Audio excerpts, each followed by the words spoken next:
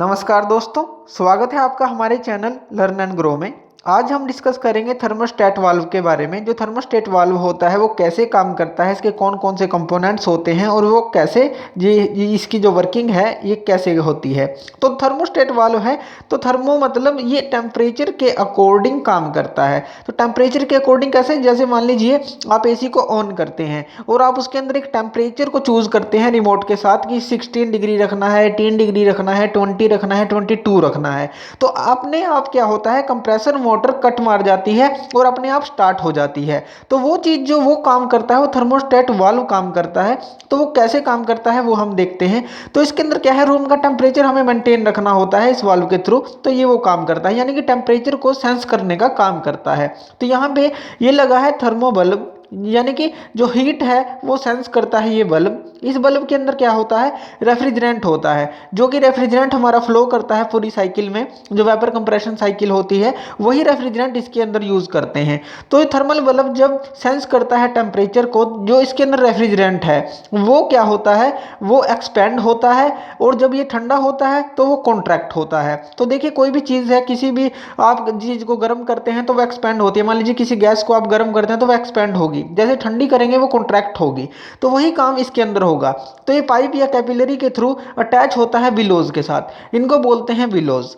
ये बिलोज जो हैं ये क्या होती हैं, ये हमारी फैलती हैं। जैसे गुब्बारा होता है, जब उसके अंदर हम हवा भरते हैं तो वो फैलता है और जैसे ही हवा निकलती है तो ये सिकुड़ता है। तो ये काम करती हैं बिलोज।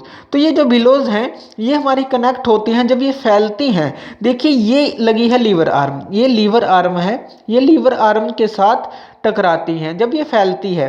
मान लीजिए जो भी टेम्परेचर है अंदर क्या है, अंदर हमारा जो टेम्परेचर आपने 16 डिग्री रखा था लेकिन वो उससे कम होना, यानी कि गर्म होना, अंदर हीटिंग होना स्टार्ट हो गई, यानी कि 16 से वो 18 डिग्री पे चला गया, 20 पे चला गया। तो क्या होगा, ये जो है ये सेंस करेगा और इसके अंदर हीट आएगी क्योंकि अंदर टेम्परेचर बढ़ रहा है। तो ये फैलेगा, जैसे ही एक्सपेंड होगा ये बिलोज भी फैलेंगी। ये फैलेंगी तो इस लीवर के आर्म के साथ ये टच होगा। टच होने के कारण क्या होगा, ये इसको नीचे की तरफ धकेलेगा। अब देखिए नीचे की तरफ धकेलेगा तो यहाँ पे ये हैं कॉन्टैक्ट पॉइंट्स। ये कॉन्टैक्ट पॉइंट्स हैं, ये किस चीज़ के कॉन्टैक्ट पॉइंट्स हैं, ये हमारी कंप्रेसर मोटर के साथ सीरीज में लगे हुए हैं।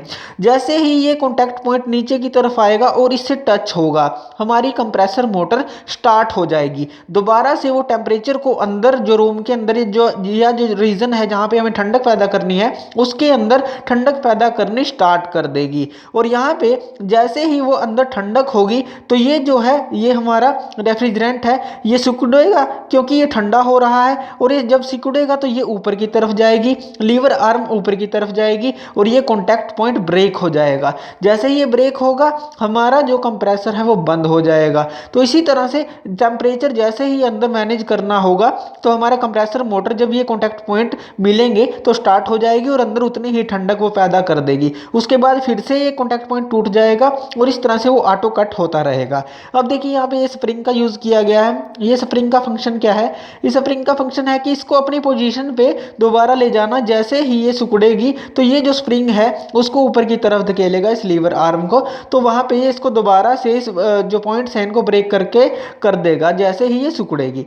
तो उसके बाद यहाँ पे देखिए यहाँ पे स्क्रूज लगे हैं। इन स्क्रूज की हेल्प से हम क्या कर सकते हैं, ये स्क्रू है, ये नोब है, तो इनकी हेल्प से हम क्या कर सकते हैं, इस स्प्रिंग की टेंशन और कंप्रेशन को मैनेज कर सकते हैं ताकि जितना भी हमें जो कॉन्टैक्ट पॉइंट है किस हिसाब से रखना है वो हम यहाँ पे मैनेज कर सकते हैं। तो इस नॉब के साथ हम टेम्परेचर की रेंज को, स्केल को सेट कर सकते हैं।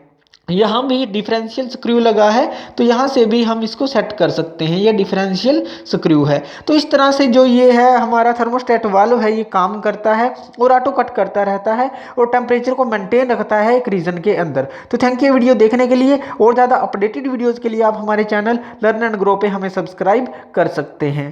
Thank you.